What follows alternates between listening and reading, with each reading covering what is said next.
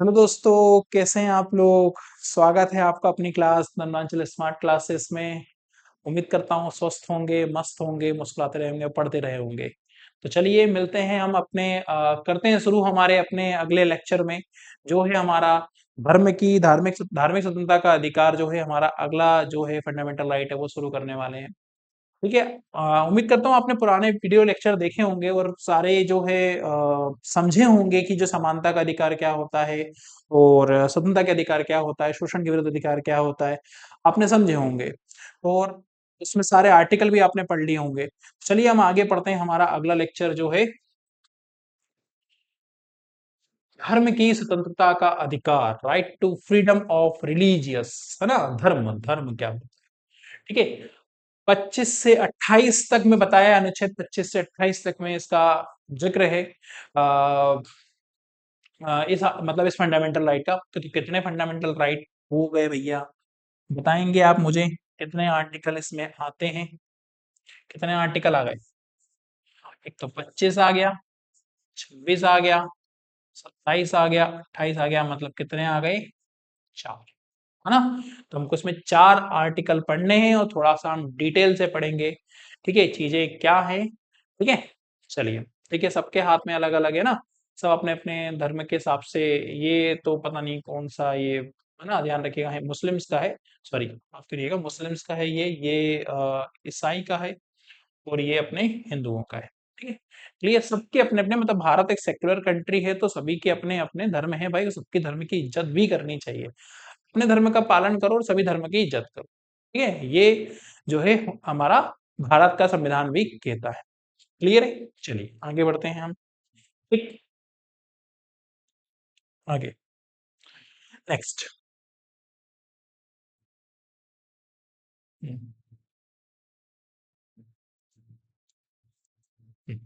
चलिए, क्या कह रहा है भैया, प्रमुख अनुच्छेद और प्रावधान क्या क्या दिए हैं। सबसे पहले हम छोटा सा एक ब्रीफ नॉलेज लेते हैं कि अनुच्छेद 25 में क्या कहा है, आर्टिकल 25 में क्या कहा है। अंतःकरण और धर्म को मानने की स्वतंत्रता, मतलब आपको अपने धर्म को मानने की स्वतंत्रता है, उसको आचरण करने की स्वतंत्रता है।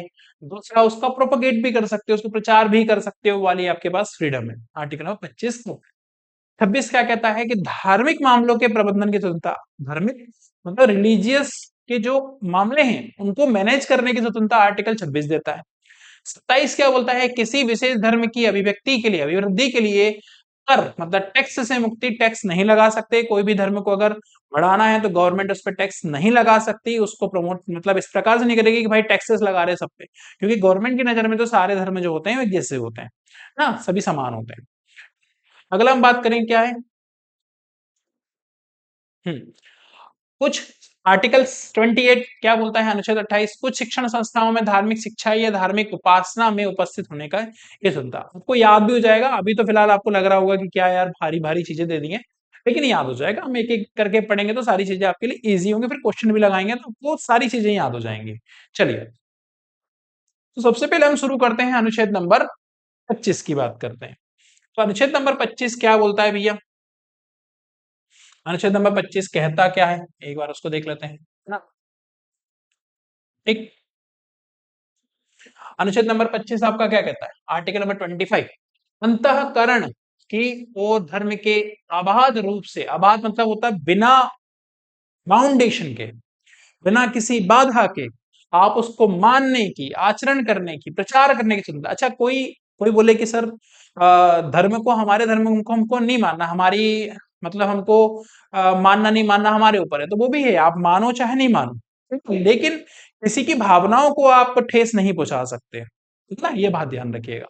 ठीक, आचरण और प्रचार करने की स्वतंत्रता है। ठीक है, आर्टिकल नंबर 25 आपसे ये वाली बात कह रहा है। अंतःकरण क्या होता है, एक एक पॉइंट पकड़ते हैं। फ्रीडम ऑफ कॉन्शियसनेस क्या होता है, अंतःकरण होता क्या है, क्या है ये, इतना खतरनाक हेवी वर्ड, बम जैसा वर्ड है भाई, है क्या। तो ये वर्ड है भाई, आपका कहना चाह रहा है, आ जाए यार, ये कह रहा है किसी भी कार्य को, सही, किसी भी व्यक्ति को अपने भगवान मतलब गॉड या गुरु के साथ अपने तरीके से संबंध बनाने की आंतरिक स्वतंत्रता, मतलब अपने भगवान के साथ वो कैसा रहना चाहता है भाई, क्या वो डेली मंदिर जाना चाहता है, क्या वो डेली मंदिर ना जाके घर पे ही पूजा करना चाहता है, क्या वो तिलक लगाना चाहता है, हिंदू में है तो तिलक लगाना चाहता है, तो उसको है स्वतंत्रता, लगा सकता है भाई, है ना। ठीक है, वो उसको इंटरनल फ्रीडम दे के रखे कि भाई वो आंतरिक स्वतंत्रता है, उसको अपने भगवान को कैसे मानना है, वो उसकी अपनी की इच्छा है। ठीक है, अपने अंतःकरण मतलब अपने ही हिसाब से भगवान की पूजा करना। भगवान को कैसे मानना भाई, कोई भगवान शिव की पूजा करता है, कोई भगवान कृष्ण जी की करता है, सबके अपने अपने हैं, सबके अपने अपने इष्ट देव होते हैं, है ना। ठीक है, और कोई दूसरे रिलीजन में अपने हिसाब से पूजा पाठ करते हैं, तो सबके अपने भगवान मानने की तरीके से, अपने हिसाब से पूजा करने की, अपने हिसाब से वर्शिप करने की स्वतंत्रता है। क्लियर है। ठीक है, लेकिन ऐसा होना चाहिए जिससे किसी को नुकसान नहीं, बार बार बोल रहा हूं, किसी की धार्मिक भावनाओं को ठेस ना पहुंचे, ये भी ध्यान रखिएगा। क्लियर। मानने का अधिकार, राइट टू प्रोफेस, अपने धार्मिक विश्वास हो, रिलीजियस बिलीफ और आस्था मतलब फेथ को सार्वजनिक रूप से पब्लिकली और बिना किसी डर के घोषित करने का अधिकार। जैसे मैंने आपको बोला कि अभी जैसे मान लो कोई कमेंट बॉक्स में लिख दे कि जय श्री राम, जय श्री महाकाल, या जो भी दूसरे रिलीजियस के हों वो भी लिख रहे होंगे, तो अपने लिए पब्लिक भाई हम बोल रहे हैं। जैसे मार्केट में देखोगे आप, अभी सावन चल रहा है तो कावड़ यात्रा वगैरह निकल रही है। ठीक है, अगर जन्माष्टमी होती है तो भगवान कृष्ण जी की खूब सेलिब्रेशन तरीके से होता है, फिर जगन्नाथ जी की रथ यात्रा निकलती है तो काफी सेलिब्रेशन होता है। लोग डेली मंदिर जा रहे हैं या कुछ कर रहे हैं, किस हिसाब से मना रहे हैं, अपने हिसाब से जो है विश्वास करना, पब्लिकली उसको बिना डरे घोषित करने की उनको आजादी है। क्लियर, उसको बोलते हैं मानने का अधिकार। आर्टिकल नंबर 25 आपका ये कह रहा है।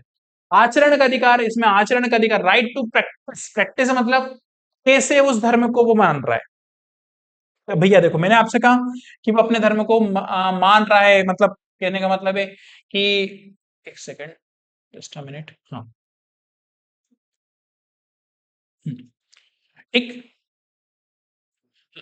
आचरण का अधिकार अपने हिसाब से, ठीक है, अपने हिसाब से धार्मिक पूजा, wisdom, worship, worship sir, wisdom नहीं, विजडम चीज अलग होती है, वर्शिप, रिचुअल्स, समारोह, सेरेमनीज और अनुष्ठान करने तथा अपनी मान्यताओं को प्रदर्शित करना। सेम वही बात आ गई जो हमने पिछले इसमें देखा था। हमने क्या देखा था कि मनाने का अधिकार किस हिसाब से आप उसको मान रहे हो, अपने धार्मिक विश्वासों को कैसे मान रहे हो, आस्था को कैसे आप पब्लिकली रूप से बिना डरे घोषित कर रहे हो, वो है। और उसके बाद में आप जो आचरण के अधिकार की बात कर रहे हो कि किस हिसाब से आप उसको क्या कर रहे हो, आप प्रैक्टिस कैसे कर रहे हो। भाई कैसे प्रैक्टिस करोगे, अगर आप किसी धर्म में हो तो कैसे करोगे, कुछ रिचुअल्स होंगी उसकी, है ना, कुछ धार्मिक पूजा होंगी सबकी। जैसे कोई डीटी की पूजा कर, डीटी मतलब होता है कि भगवान की मूर्ति की करता है, कोई बिना मूर्ति की पूजा करता है। ठीक है, तो उस हिसाब से कैसे रिचुअल्स है, सबके अलग अलग रिचुअल्स होते हैं, तो किस हिसाब से रिचुअल कर रहा है उसको आजादी है भाई, अपने रिचुअल्स करने की आजादी है। ठीक है, सेरेमनीज, अनुष्ठान करने तथा अपनी मान्यताओं को प्रदर्शित करने की अधिकार है। क्लियर, ध्यान रखिएगा। ठीक, अगला, प्रचार करना, आप प्रोपोगेट कर सकते हो, प्रचार कर सकते हो। जैसे मान लो कि मैं एग्जांपल बोलूं कि भगवत गीता मान लो रखी गई है, मतलब कहीं पर जो है भगवत गीता का पाठ हो रहा है, या कुछ भी, जैसे अभी प्रदीप मिश्रा जी जो हैं वो सीहोर में उनका वो चलता है, क्या कहते हैं, शिव जी से रिलेटेड उनका जो मतलब वो क्या बोलते हैं, शिव कथा जो है ना उनको वो बोलते हैं, तो वो प्रमोट कर रहे हैं। या जैसे भगवत गीता हो रही है तो कहीं पे पाम्पलेट्स वगैरह लगा दिए कि भाई इस फलाने दिन पे यहाँ से यहाँ तक होगा, या अनाउंसमेंट करा रहे हैं, तो भाई प्रचार कर रहे हैं, दूसरों तक अपनी बातों को पहुंचा रहे हैं, मतलब शांतिपूर्वक तरीके से पहुंचा रहे हैं, धार्मिक सिद्धांतों को दूसरे दूसरे पहुंचाना, समझाना।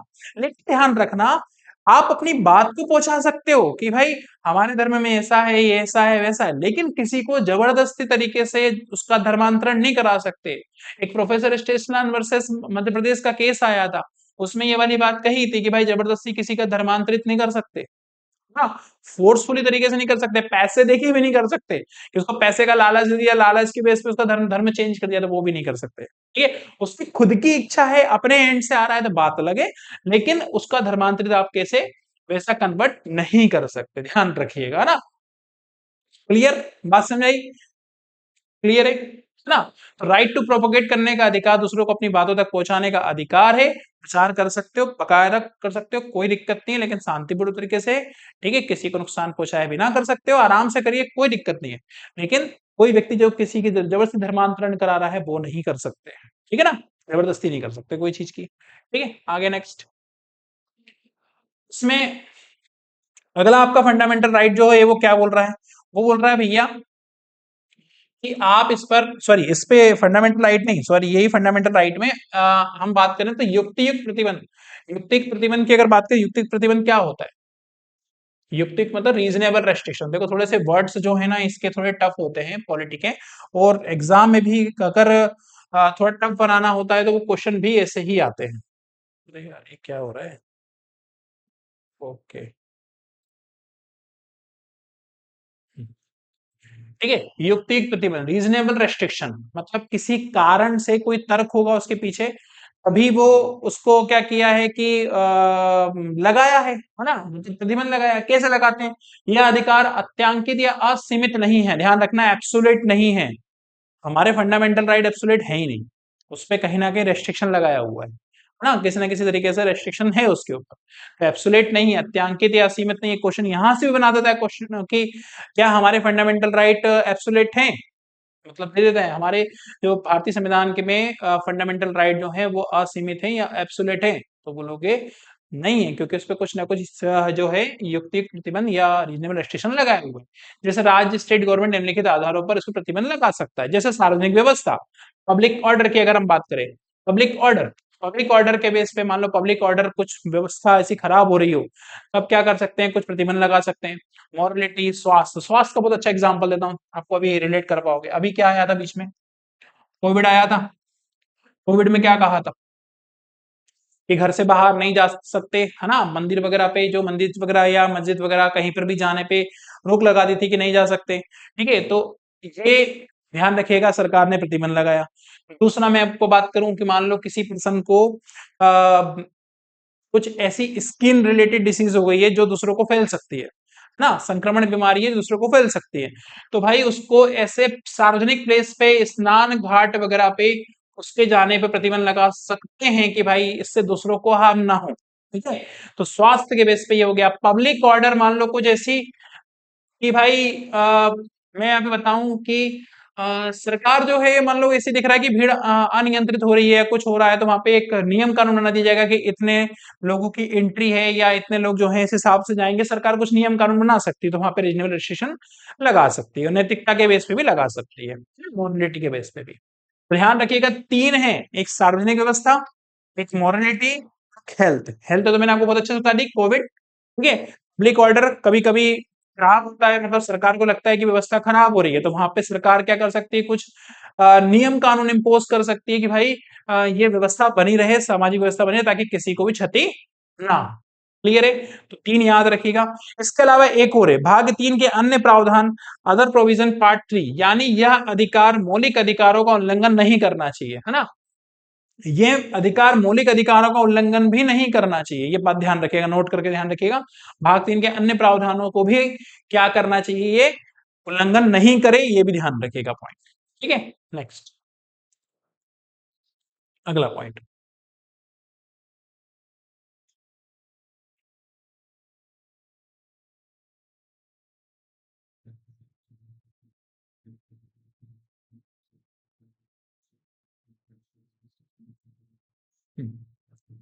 देखो, जैसे अगला पॉइंट क्या हो रहा है, विशेष स्पष्टीकरण क्या दिया है भाई इसमें, स्पेशल एक्सप्लेंटेशन क्या है। सिख समुदाय, सिख कम्युनिटी के बारे में क्या कहा है, सिखों द्वारा कृपाण धारण करना और उसे लेकर चलना उनके धर्म का अंग माना जाएगा। हाँ, जैसे कई लोगों की बात करूं कि दूसरे रिलीजियस में भाई वो तो लेके चल सकते, तलवार अलवार वगैरह लेके थोड़ी चल सकते, है ना, भाई लेके जा रहे तलवार थोड़ी।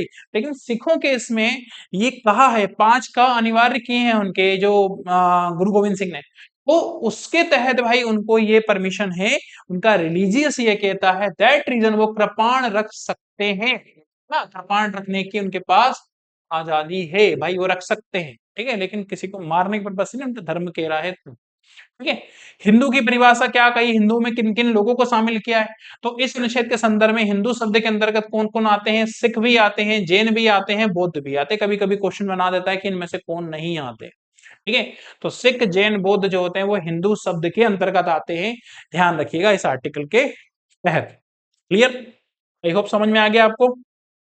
देखो, आर्टिकल नंबर 25 आपने कितनी सारी चीजें सीखी। आर्टिकल 25 जनरली लोग क्या करेंगे, एक सिंगल आप पढ़ लेते हो और उसके बाद में मामला खत्म हो जाता है कि हाँ ये तो हो गया। लेकिन कितनी सारी बातें हैं आर्टिकल नंबर 25 में। आपने अंतःकरण पढ़ा, भाई अंतःकरण क्या होता है। आपने पढ़ा कि आचरण करना, मनाना, प्रचार करना क्या होता है। फिर आपने ये देखा कि प्रतिबंध किन किन वेशों पर लगाया जाता है। आर्टिकल नंबर 25 में आप देखोगे तो कौन कौन से, सार्वजनिक व्यवस्था, नैतिकता, और आपके क्या नाम है इसका, हेल्थ के बेस पे। और एक भाग 3 का जो किसी अन्य आर्टिकल को, अन्य फंडामेंटल राइट को वो क्षति ना पहुंचा रहा हो, इसीलिए। ठीक है, और फिर हमने देखा था कि हिंदू शब्द में कौन कौन आ रहे हैं, तो सिख, बौद्ध और जैन वो भी हिंदू शब्द में आ रहे हैं। और कृपाण रखने की जो छूट मिली है उनके धर्म के तहत वो सिखों को दी गई है। आर्टिकल 25 में इतनी सारी बातें हैं। ठीक है, अब अगला आर्टिकल हमारा कौन सा है, ये। ठीक है, आर्टिकल नंबर 27। ठीक है, 27, आर्टिकल नंबर 27 क्या कहता है भैया, उसको भी देख लेते हैं, है ना। ठीक,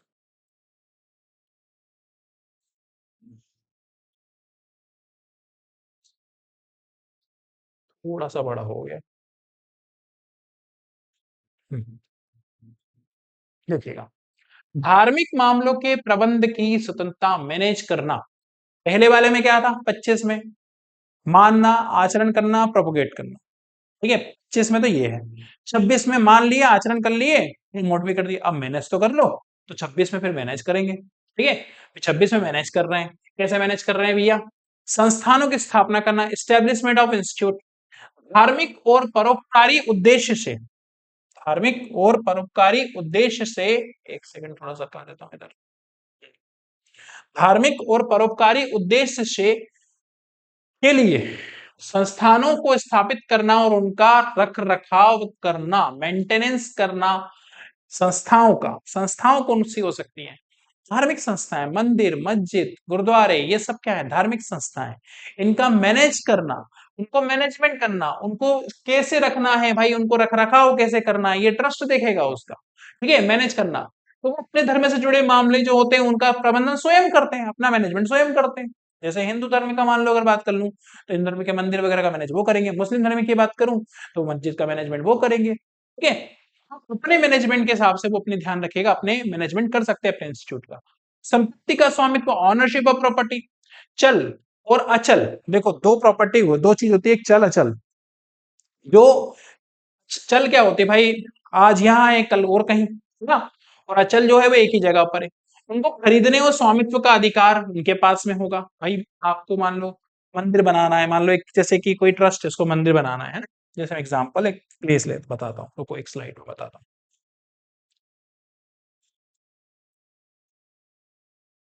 हम्म, मान लो इतनी बड़ी बाउंड्री है ना, इतनी बड़ी बाउंड्री है, इसमें क्या करना है, इसमें मंदिर बनाना है, मंदिर बनाना है।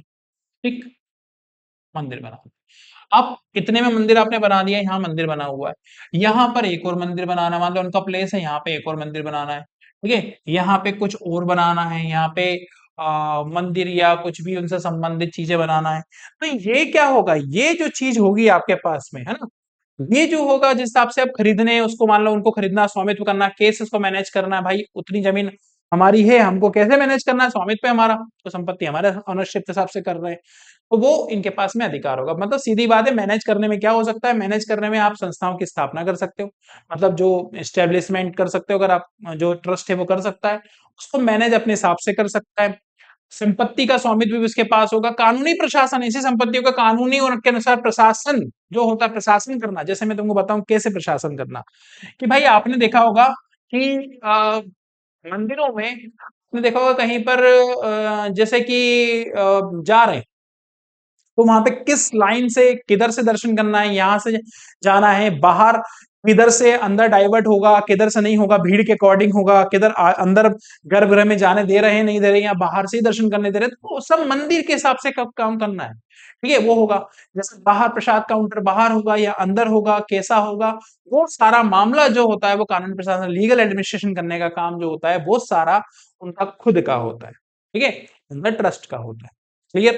कहाँ से श्रद्धालुओं को दर्शन करने की अनुमति दी जाए, कहाँ से नहीं दी जाए, कहाँ पे रोक दिया जाए, कब दर्शन होंगे, कब नहीं होंगे, कब पट खुलेंगे, वो सारा मामला जो होता है वो इस हिसाब से चलता है, ठीक है, वो मंदिर प्रशासन ही अपने हिसाब से देखता है। क्लियर? बात समझ में आ गई? आगे नेक्स्ट। एक प्रतिबंध की अगर मैं बात करूं, प्रतिबंध क्या है भाई? प्रतिबंध कुछ रेस्ट्रिक्शन भी लगाए होंगे। रेस्ट्रिक्शन क्या लगाए हैं? रेस्ट्रिक्शन है रेस्ट्रिक्शन बिल्कुल है। क्या है? यह अधिकार भी सार्वजनिक व्यवस्था, नैतिकता और स्वास्थ्य के अधीन है। देखो वही बात आ गई, ये भी पब्लिक ऑर्डर, नैतिकता और स्वास्थ्य के बेस पे वही सेम चीज है कि भाई अगर लग रहा है मंदिर को, जैसे कई जगहों पे बोला तो भाई मास्क लगा के आप आ सकते हो, मास्क लगा के एंट्री है ना अपने हिसाब से। दूसरा उनको दिख रहा है कि पब्लिक ऑर्डर, भाई उनने कर दिया प्रसाद काउंटर बाहर कि आपको यहाँ पे नहीं बाहर मिलेगा, बाहर जाके आपको वो लेना है, तो ताकि अपने हिसाब से मैनेज कर रहे हैं वो, ठीक है। दूसरा नैतिकता की भाई कहाँ पे कैसे, मतलब मॉरलिटी क्या कहती है, आपकी वैल्यूज क्या कहती है, उस अकॉर्डिंग वो रेस्ट्रिक्शन लगा सकते हैं। अन्य मौलिक अधिकारों के, हाँ लेकिन यह अन्य मौलिक अधिकारों के अधीन नहीं है, ध्यान रखिएगा, ठीक है। चलिए आगे नेक्स्ट। सेम प्रतिबंध तो सेम आ गए। अब आता है आर्टिकल नंबर 27। 27 क्या कहता है बाबू? 27 क्या कहता है?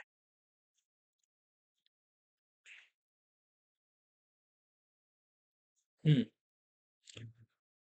27 क्या कहता है? चलिए आर्टिकल 27, आर्टिकल 27 क्या कहता है?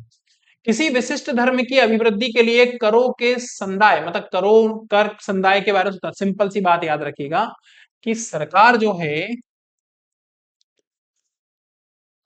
किसी भी धर्म को, किसी भी धर्म को बढ़ावा देने के लिए, है ना, बढ़ावा देने के लिए, बढ़ावा देने के लिए टैक्स नहीं लगा सकती। अच्छा एक चीज बताओ मुझे, एक होता है टैक्स, एक होती है फीस, दोनों में डिफरेंस क्या होता है? What is tax, what is fees, दोनों में डिफरेंस क्या होगा? टैक्स मतलब क्या होता है? टैक्स में अगर आपने कोई चीज टैक्स दी है तो उसके रिटर्न में कुछ मिलेगा, ये कोई गारंटी नहीं है।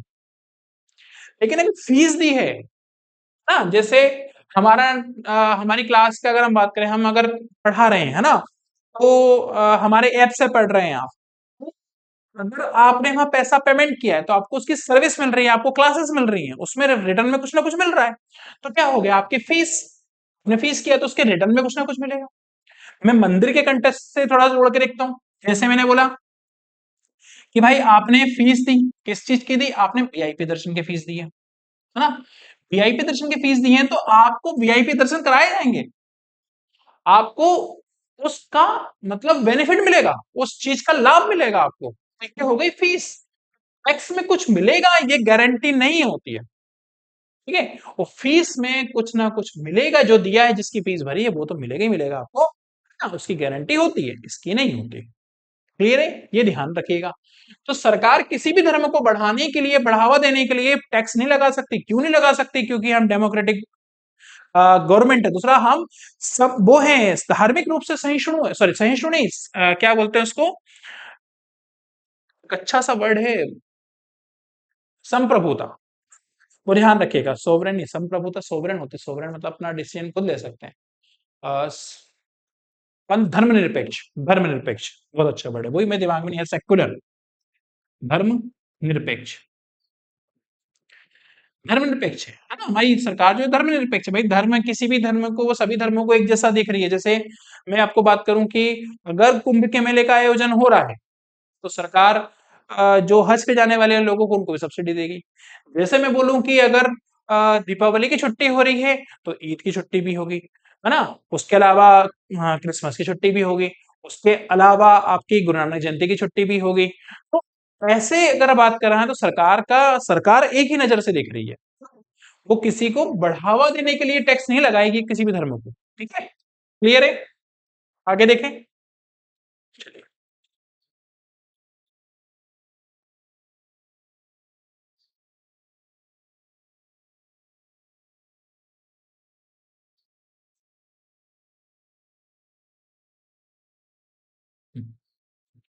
अगला क्या बोल रहा है भाई? ठीक है, यह अनुच्छेद, हाँ यही वाला कह रहा है, यह अनुच्छेद भारत के धर्मनिरपेक्ष ढांचे, देखो मैंने बताया ना, बात हुई है कि सेक्युलर, है ना, सेक्युलर कैरेक्टर जो धर्मनिरपेक्ष ढांचे को मजबूत करता है।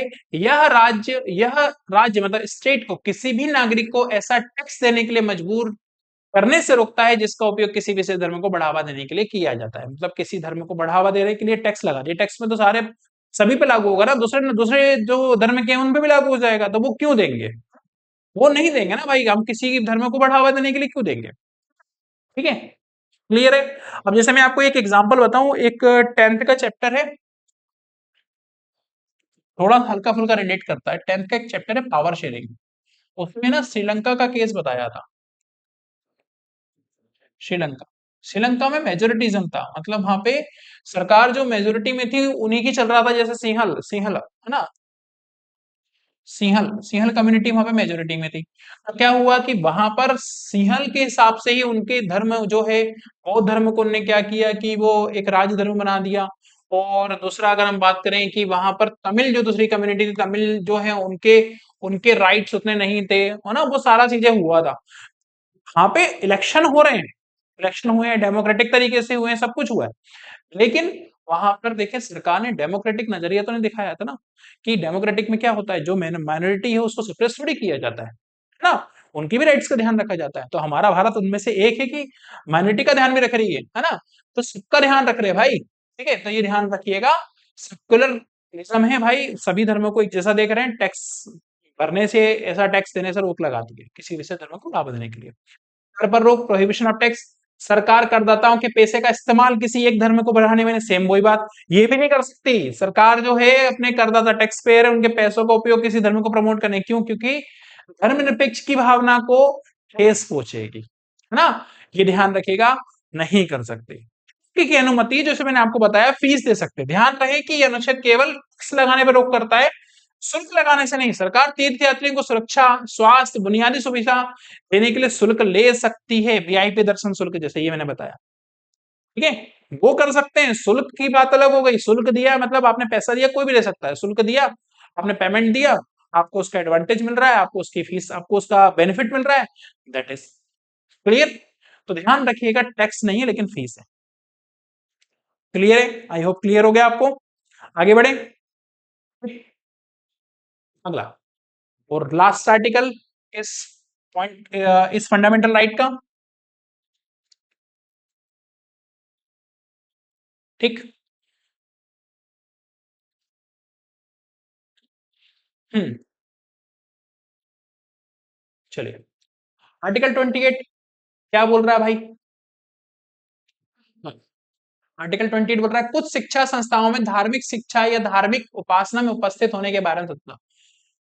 कुछ शिक्षा संस्थाओं में मतलब एजुकेशन इंस्टीट्यूट में धार्मिक शिक्षा या धार्मिक उपासना में उपस्थित होने के बारे में स्वतंत्रता दी गई है, क्या बात कही है, देखकर पढ़ते हैं। यह अनुच्छेद शैक्षणिक संस्थाओं मतलब एजुकेशनल इंस्टीट्यूट में धार्मिक शिक्षा मतलब रिलीजियस इंस्टीट्यूट में दी जाने वाली रिलीजियस वर्शिप में शामिल होने से संबंधित है। इसके तहत शैक्षणिक संस्थाओं में 4 कैटेगरी में बांटा गया है, वो हम समझेंगे। ठीक है, जैसे अगर मैं बात करूं, ये बोल रहा है कि मान लो कि भाई कोई ऐसा इंस्टीट्यूट है जो सरकार का उसमें कुछ योगदान है, मतलब सरकार का कहीं ना कहीं है उसमें, वहां पर इंस्टीट्यूट में आप किसी से फोर्सफुली कोई, मान लो कि एग्जाम्पल समझाता हूँ मैं, एग्जाम्पल से ज्यादा अच्छा आएगा। जैसे मान लो धर्म के बेस पर अगर मैं बात करूं कि हिंदू और मुस्लिम, इनकी बात करते हैं, है ना। अब मान लो कि एक बच्चा जो है वो हिंदू मुस्लिम जो है दोनों है, वो एक कॉमन स्कूल में पढ़ रहा है, और उस स्कूल में हिंदुओं की संख्या ज्यादा है। तो क्या होगा कि उस पे वो स्कूल का प्रशासन जो है वो उस बच्चे, मुस्लिम बच्चे पे ये नहीं, जबरदस्ती नहीं कर सकता कि हिंदू वाली प्रेयर पढ़ो। या मैं इसका एग्जांपल लूं, दूसरा क्रिश्चियनों के स्कूल होते हैं ना, जो क्रिश्चियन स्कूल होते हैं उसमें हिंदू बच्चे पढ़ते हैं, तो वहां पर भी क्या हिंदू बच्चों पर ये नहीं जबरदस्ती नहीं कर सकते कि ये वाली प्रेयर आपको करनी है, ये वाला ये करना, प्रेजेंट होना है। अगर करना है तो आप, अगर बच्चा अगर उसमें मैच्योर नहीं है तो उनके पेरेंट्स से परमिशन लेनी पड़ेगी। अगर मैच्योर है तो वो खुद देगा, लेकिन मैच्योर नहीं है तो वो, मतलब स्कूल में तो कहाँ से मैच्योर हो गया, हाँ, तो स्कूल में उनके फिर पेरेंट्स से परमिशन लेके ही कर सकते हो, अदरवाइज नहीं कर सकते। अगर ऐसा कोई करता पाया जाता है तो उस पर कार्रवाई होगी। क्लियर है? जबरदस्ती नहीं करा सकते आप उससे, है ना, कि भाई ये तो करना ही है, भाई उसका धर्म इजाजत नहीं दे रहा है उसको करने का। जैसे हमको बोला जाए कि भाई क्रिश्चियनों के कुछ चल रहा है, फेस्टिवल हो रहा है, तो भाई हमारा धर्म, हमारी इच्छा, हमको नहीं करना, हमारा मन है तो कर लेंगे, तो नहीं करना। ठीक है? मुस्लिम बच्चा होगा, उसका मन है नहीं करना, तो जबरदस्ती नहीं कर सकते आप। ठीक है? तो उपासना में शामिल होने पर सबसे संबंधित है, ध्यान रखिएगा। जैसे पूर्णतः राज्य द्वारा प्रोत्साहित, जो जो पूरी तरह राज्य के पैसों से चलते हैं, धार्मिक शिक्षा देने प्रतिबंध है। वहां धार्मिक शिक्षा जो धर्म से रिलेटेड हो उससे आप नहीं दे सकते। ठीक है, ध्यान रखिएगा। आप नहीं, मतलब जो भी इंस्टीट्यूट का जो बंदा है मेन है, वो ये चीजें नहीं कर सकता। राज्य द्वारा मान्यता प्राप्त है, सरकार से मान्यता प्राप्त संस्था है, यहाँ पे धार्मिक शिक्षा स्वैच्छिक है, वॉलेंट्री है, अपनी इच्छा पे है। ठीक है? और पूर्णतः चल रहा है तो वहां पे दे ही नहीं सकते, लेकिन अगर राज्य द्वारा मान्यता प्राप्त है, स्वैच्छिक है, जैसे मैंने आपको बोला ना, अपनी इच्छा पे डिपेंड कर रहा है। नहीं है तो जबरदस्ती नहीं, छात्र को मजबूर नहीं कर सकते आप। स्कूल वगैरह की बात करें, छात्र को मजबूर नहीं कर सकते कि भाई ये है, ऐसा काम करना है, करना ही पड़ेगा, आना ही पड़ेगा, जबरदस्ती नहीं तो देखो टीसी निकाल देंगे, देखो मारेंगे, देखो ये करेंगे, नहीं कर सकते। अगर करोगे ना तो आप, जो भी ये व्यक्ति करेगा ना उसको क्या होगा, उसको उसका दंड भुगतना पड़ेगा। ठीक है? जैसे मैंने आपको बताया कि दोनों दोनों एग्जांपल बता दी, हिंदू मुस्लिम और हिंदू क्रिश्चियन वाले बता दी कि वहां पे ऐसा अगर होता है तो। लेकिन हमारे यहाँ पे ऐसा नहीं होता।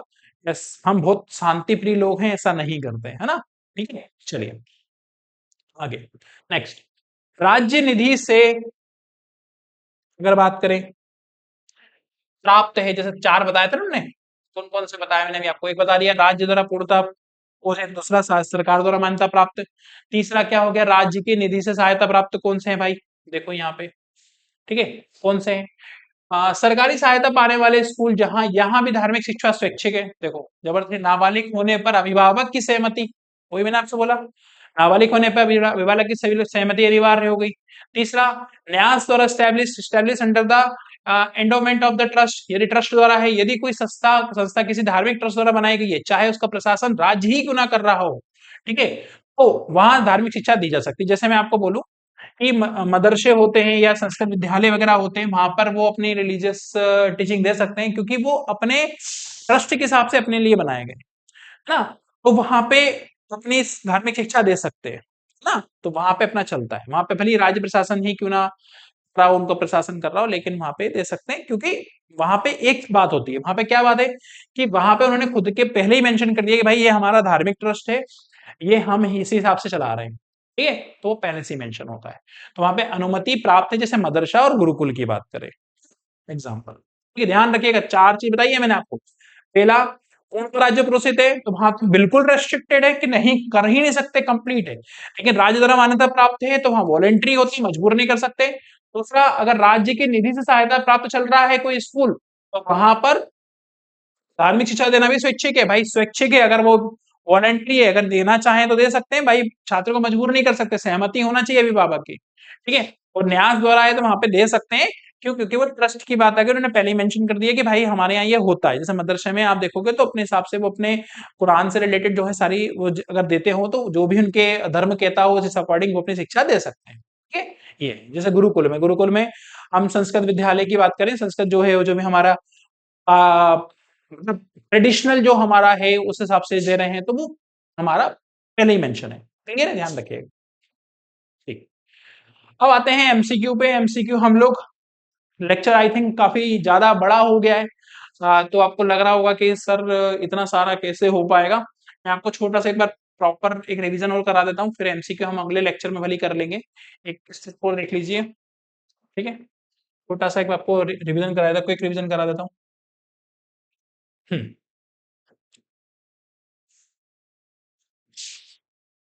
हम्म। क्या देखा था भाई, 25 में अंतःकरण धर्म को मानने, आचरण करने, प्रचार करने की स्वतंत्रता कही थी। ठीक है, जो मैंने आपको बता दी, अंतःकरण का मतलब क्या होता है, मानना क्या होता है, आचरण प्रचार करना, वो मैंने आपको भी बताया। क्या इसमें प्रतिबंध लगाया, किन किन चीजों पे, एक लगाया स्वास्थ्य पे, है ना, दूसरा क्या लगाया, सामाजिक प्रशासनिक व्यवस्था पर ना, प्रशासनिक व्यवस्था पर, व्यवस्था पब्लिक ऑर्डर पर। तीसरा आप क्या लगा है, नैतिकता के बेस पे। तो इस बेस पर हम क्या कर सकते हैं, ध्यान रखिएगा, प्रतिबंध लगा सकते हैं, सरकार प्रतिबंध लगा सकती है। धार्मिक मामलों के मैनेजमेंट के बारे में बात करें कि मैनेज वगैरह वो अपने हिसाब से कर सकते हैं, है ना, उनको फ्री है, फ्रीडम है, ठीक है। तीसरा, किसी विशेष धर्म के प्रति के लिए टैक्स नहीं लगा सकते, डिटेल से पढ़ लिया, टैक्स नहीं लगा सकते, लेकिन फीस लगा सकती है, इम्पोज कर सकती है, जो गवर्नमेंट है वो लगा सकती है, वो वाली बात अलग हो गई। शिक्षण संस्थाओं में धार्मिक शिक्षा, उपासना में उपस्थित स्वतंत्रता, जो अभी मैंने आपको बहुत डिटेल से समझाया कि सरकार द्वारा पूर्णता पोषित है, मतलब सरकार ही सारा कुछ कर रही है, तो वहां पे तो दे ही नहीं सकते। लेकिन मान्यता प्राप्त संस्था है तो वहां पे आप अपने स्वेच्छा से दे सकते हो, जबरदस्ती नहीं कर सकते ना। ट्रस्ट की बात आएगी तो वहां पे तो दे सकते हैं, क्योंकि वहां, क्योंकि पहले ही बात हो गई है, ठीक है। तीसरा वो बताया था मैंने आपको कि जहां पर सरकार तो कुछ द्वारा कुछ अगर पेमेंट वगैरह, जो सरकार का कुछ अगर उसमें योगदान है किसी तरीके से ना, सरकार के दिए गए कुछ अनुदान पे चल रहा है, तो वहां पे भी स्वैच्छिक होता है, विभाग से पूछ के ही कर सकते हो अगर नाबालिग है तो, ठीक है। ये वाला पूरा मामला हमने समझ लिया, देखो ये सारा, ये प्रचार करना, दूसरों तक पहुंचाना, डिटेलिंग से देख लिया तो आपको याद होना चाहिए, ठीक है। क्लियर है, प्रतिबंध प्रतिबंध सब देख लिया हमने, ठीक। तो एमसीक्यू आ गया, एमसीक्यू हम अगले बारे में करेंगे एक।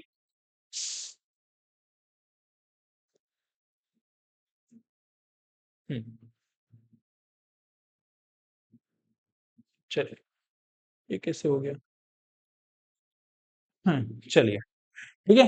तो मिलते हैं हम आपको अगले लेक्चर में, इसके एमसीक्यू प्लस अगले फंडामेंटल राइट के साथ में। तक के लिए खुश रहिए, मस्त रहिए, आबाद रहिए ना। जय हिंद, जय भारत।